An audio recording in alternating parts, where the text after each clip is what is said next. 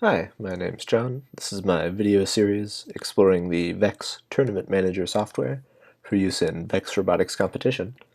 And in this video, we're going to be talking about alliance selection. So in our example tournament, I have made up scores for all of the qualifying matches, and that means it's time to run alliance selection. So to do that, we're going to go to the Alliance Selection tab, and we're going to click Start Alliance Selection.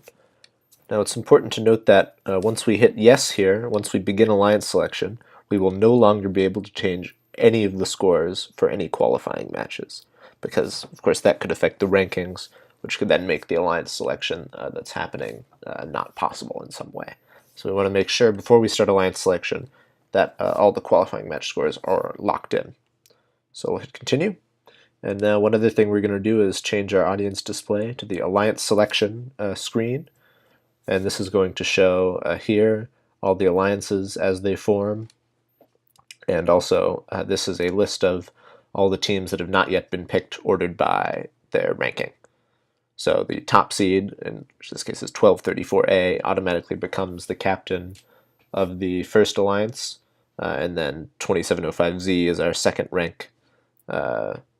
7144G is third, etc. And I also find it helpful to sort the list of teams here by rank, so that we can see who's where. So running alliance selection in the Tournament Manager is pretty simple. All we're going to do is, as alliances pick teams, we're going to select them in here and mark whether they accept or decline. So let's say, for example, that 1234A picks 2705Z, so we'll select them and hit Add Team. But maybe 2705Z is going to decline because they want to captain their own alliance, so we'll select that they decline. And you can see they're now marked as ineligible, and indeed they've been removed from this list because they're no longer eligible to be selected. So 1234A is their second pick, selects maybe 2705S, and they accept, so now they're in that. And 2705Z, even they weren't, because they declined, they weren't eligible to be picked, but they can still captain an alliance, so they now captain the second alliance. And we'll say they pick 954, and they accept, and we move on to the third seed, and so on.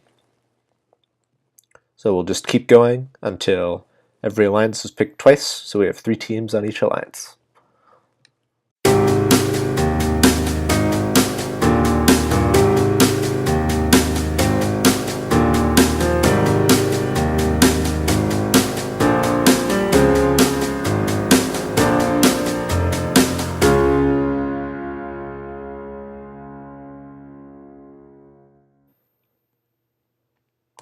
Okay, so now that we've made all of our picks, every alliance is full, and we're going to finalize these selections by clicking Finalize Alliances.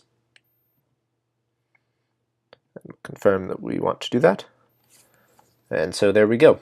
So now that we're done with the qualification portion of the tournament and into the elimination bracket, one thing that can be helpful is to show the elimination bracket on the audience or the pit displays, especially some of the pit displays that were previously showing, say, the qualification match schedule or the qualification rankings. That information isn't really useful anymore, so it might be a good idea to switch one or more of those displays to showing the elimination bracket. So we'll switch a pit display to that, change the rankings to the elimination bracket.